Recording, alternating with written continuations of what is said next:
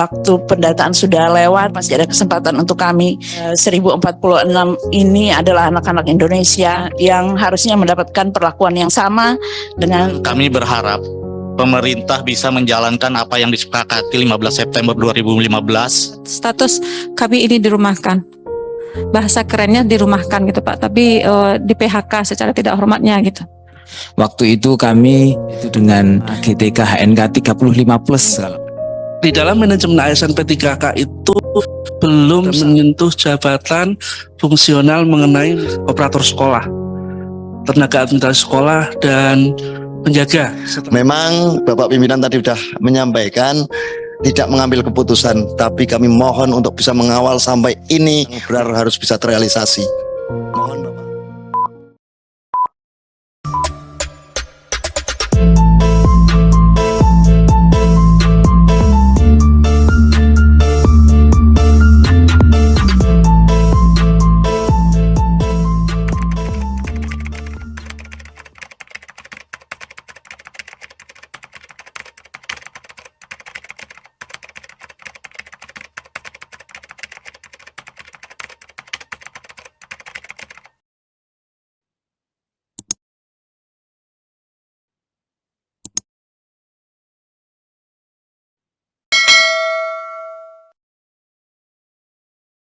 Kami bekerja di Pemda Nagekeo sebagai tenaga teknis sejak tahun 2008.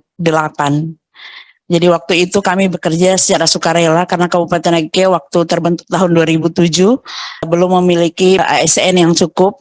Waktu itu kami direkrut oleh Bupati untuk membantu memperlancar tugas-tugas pemerintahan, tetapi kami tidak dibayar. Selama 1,5 tahun kami bekerja secara sukarela. Kemudian tahun 2019 baru kami diseleksi dan ada SK Bupati. Selanjutnya kami bekerja hingga tahun 2018.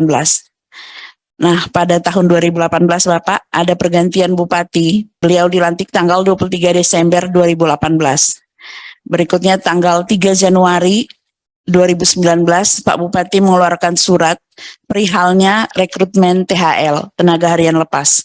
Tetapi isinya menyatakan bahwa kami para THL tidak bekerja untuk sementara waktu sambil memasukkan lamaran untuk direkrut kembali paling lambat 10 Januari 2019. Saya dan teman-teman saya memasukkan lamaran sebelum tanggal 10 Januari, tetapi sampai saat ini tidak pernah ada kejelasan. Jadi kami sebelumnya diangkat sebagai tenaga harian lepas melalui SK Bupati.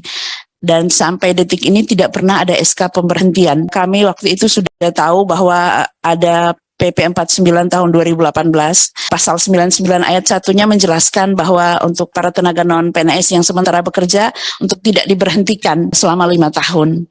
Sementara pasal 96-nya menyatakan bahwa untuk Pemda tidak boleh merekrut tenaga non-PNS baru. Karena kami yakin bahwa pemerintah pusat tentu punya skenario untuk memperbaiki nasib kami melalui P3K, makanya kami berjuang. Sejak 2019, dari bulan Februari sampai bulan Juli, kami melakukan pendekatan kepada Bupati, kepada DPR, kami bersurat ke sini juga, ke DPR RI, kepada Presiden, kepada Mendagri dan Menpan RB, tetapi tidak ada hasilnya.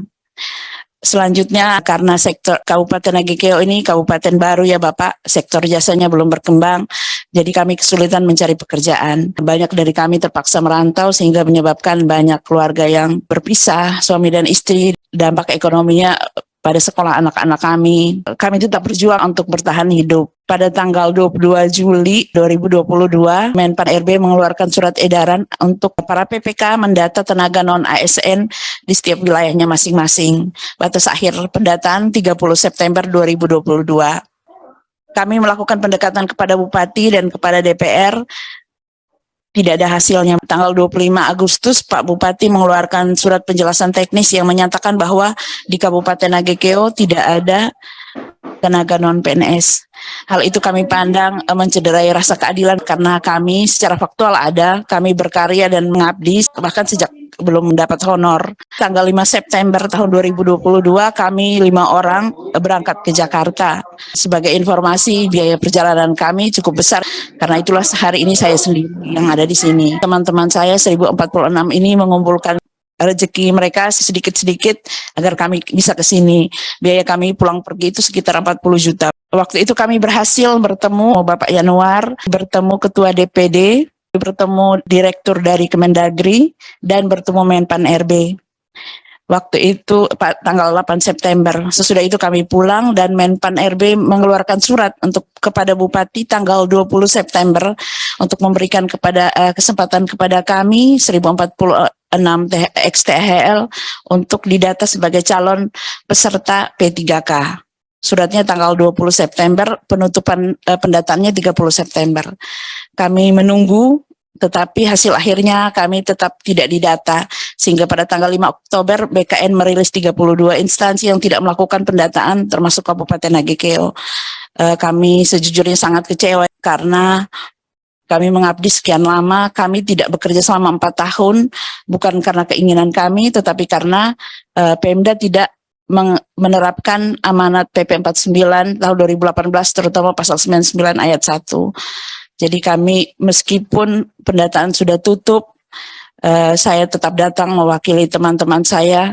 Saya berharap ada jalan buat kami karena ini tidak adil ya Bapak.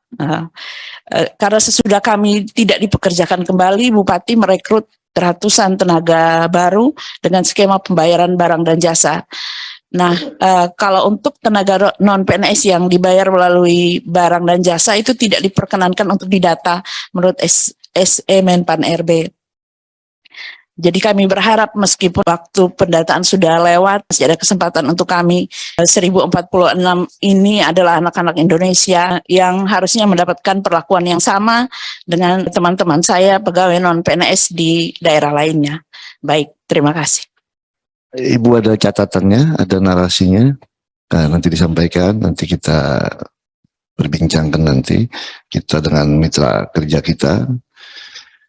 Silakan. Yang kedua kita urut dari Forum Pendidik Tenaga Honorer dan Swasta Indonesia. Dipersilakan. Baik, terima kasih. Bismillahirrahmanirrahim. Assalamualaikum warahmatullahi wabarakatuh. Izin pimpinan, perkenalkan nama saya Hamdi Jainal, Ketua Umum Forum Pendidik Tenaga Honorer dan Swasta Indonesia. Kebetulan saya di sini bersama sekjen saya Ibu Nita dan beberapa perwakilan DPP dan salah satu anggota kami yang ada persoalan di Solok Selatan. Beberapa diskusi ini kami sering lakukan, pernah dengan Ustadz Teddy saat itu, dengan Ustadz Mardani saya beberapa kali WA, sampai saat ini belum terjadi audensinya. Permasalahan serta masukan perihal tenaga honorer kategori dada dan tenaga honorer non-kategori di negara Kesatuan Republik Indonesia ini. Tidak adanya job security, kepastian kerja di kami tenaga honorer karena kontrak kerja yang berkepanjangan. Tidak adanya income security, pendapatan. Beberapa daerah masih jauh di kata layak, masih banyak di bawah UMP, UMK. Apalagi jaminan sosial. Banyak beberapa daerah saudara kami yang tidak mempunyai BPJS Kesehatan, BPJS Ketenagakerjaan apalagi. Bahkan beberapa guru untuk BPJS Kesehatan, karena dia di bawah UMK, dia ingin mendaftarkan secara PBI, dia tidak bisa karena dia mempunyai gelar S1. Itu beberapa guru-guru kami di daerah akhirnya buat berobat saja tidak bisa. Salah satu contoh ada di Cianjur. Dasar hukum pengangkatan jalur khusus tenaga honorer itu, kami ini kan berada di PP 48, Junto 43, Junto 56. Bapak, Ibu pimpinan dan anggota DPR yang kami hormati mungkin sudah tahu persoalan-persoalan kami. Kami berharap pemerintah bisa menjalankan apa yang disepakati 15 September 2015. Ini sudah ada roadmap-nya. Kami minta dorongan dari anggota DPR ini untuk dibuka kembali. Ini roadmap yang buat pemerintah, yang buat Menpan RB. Kenapa tidak dilaksanakan? Roadmap ini sudah sesuai dengan keinginan kami. Kami berharap di sini Bapak Ibu pimpinan bisa mengakomodir perjuangan kami. Terjadi persoalan dengan keluarnya di SE 30 Mei 2022 bahwa tenaga honorer itu sudah tidak ada. Saya sepakat tenaga honorer tidak ada, tapi selesaikan dulu kami. Kami ini sudah mengabdi buat negara Kesatuan Republik Indonesia. terjadi kendala di lapangan Pak dengan keluarnya SE tanggal 22 Juli. Salah satu contoh dari Solok Selatan. Ini mereka dirumahkan dengan alasan tidak adanya honorer lagi. Dengan dirumahkannya mereka tidak bisa mengikuti pendataan dan sudah berkirim ke Menpan RB dan dijawab oleh Menpan RB mereka untuk didata, tapi sampai saat ini kawan-kawan kami belum didata juga. Dan kalau memang serius pemerintah dan DPR ini untuk memperjuangkan kami juga sudah membuat tim yang sudah di FGD-kan dengan pakar hukum tata negara. Kami FGD-kan di UNJ bersama Pak Margarito kami saat itu. Kami juga berharap tenaga honor kategori 2 ini janganlah dipersulit. Kenapa? Di tahun 2015, Pak, guru bantu swasta DKI Jakarta itu bisa di PNS-kan. Itu setelah berlakunya Undang-Undang ASN. Itu bisa dengan diskresi. Di sana hanya nindaklanjuti arahan Bapak Presiden, Pak Yudi Krisnandi saat itu. Guru honorer di Solok Selatan, kurang lebih 600 orang, mereka lulus passing grade, tapi mereka tidak didaftarkan untuk masuk dalam pendataan karena daerah tidak membuka keran buat mereka. Bila mereka tidak didaftarkan, mereka yang sudah lulus ini bisa hilang, Pak, datanya. Selanjutnya, di Permen nomor 20, guru ASN yang memenuhi ambang batas seleksi P3K Japung Guru tahun 2021, pendataan tenaga honorer di lingkungan instansi pemerintah, perpanjangan pendataan honorer. Contoh, ada kawan saudara kami juga, mereka tidak bisa didata. Kami minta jalur khusus, Pak. Terkait Solok Selatan bisa ditambahkan Bu Dewi yang langsung dari Solok Selatan baru datang semalam. Saya Dewi Haryanti, Ketua dari Forum Honorer Solok Selatan. Di sini Pak, saya akan menambahkan dari Bang Hamdi tadi. Kami di kategori 2 Forum Honorer Solok Selatan itu ada berjumlah 1.559. Itu ada 4 kriteria, Pak. Ada kategori 2 sebanyak 147 yang datanya sampai saat ini masih aktif di BKN, dan non kategori 2 itu sebanyak 552 yang itu di dalamnya ada nakes dan tenaga teknis. Dan satu lagi guru passing grade berjumlah 244 dan non passing grade tambah yang ada terdata di Dapodik itu lebih kurang 600. Honorer yang berjumlah 719 orang dirumahkan, Pak. Tanpa surat, tanpa pesangon, dan tanpa pemberitahuan status kami ini dirumahkan. Bahasa kerennya dirumahkan gitu, Pak, tapi di PHK secara tidak hormatnya gitu. Kami sudah melakukan mediasi dengan Bupati, dengan DPRD, PRD Provinsi, dan juga ke Pak Gubernur. Tapi sampai saat ini kami belum ada tindak lanjut dari nasib kami honorer yang dirumahkan ini, Pak. Kami sudah sampai ke Menpan RB dan kami diterima oleh Pak Alek, sampai ke BKN, juga kami sudah sampai ke staf ahli Presiden itu Pak Linis Kogoya. Sampai saat ini kami belum ada kejelasan. Kami dirumahkan dengan alasan tidak adanya dana dan memberlakukan surat Menpan RB per tanggal 31 Juli 2022. Tapi itu belum berlaku, Pak. Berlakunya itu dalam surat itu kan November 2023. Tapi di sini, dari pihak Pemda Solok Selatan, dengan dirumahkan kami, tetapi mereka merekrut tenaga baru sebanyak lebih kurang 630. Sementara kami yang dirumahkan ini dari 2005, kami tidak punya gaji, Pak. Kami hanya di sukarela sampai tahun 2013. Setelah seleksi 2013, seleksi kategori 2, itu baru kami digaji, Pak. Dengan gajinya tidak sesuai dengan UMR.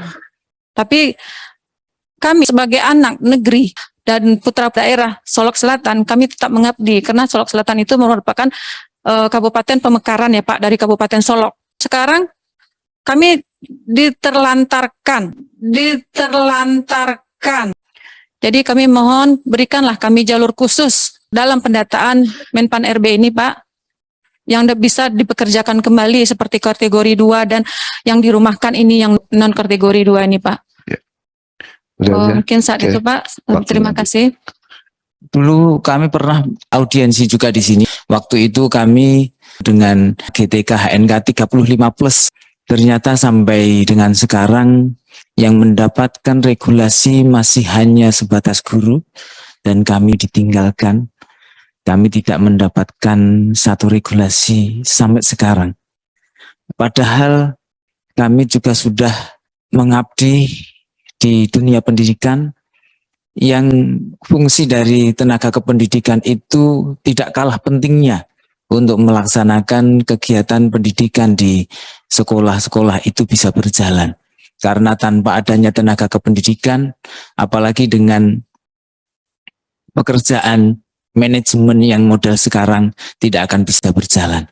Di dalamnya kami ada tenaga operator sekolah yang salah satu pekerjaannya adalah inputting data siswa. Apabila operator ini tidak menginput data siswa dan juga data guru, guru tidak bisa mendapatkan sertifikasi. Kalau sampai kami lalai, maka sertifikasi tidak bisa cair, kami yang selalu disalahkan.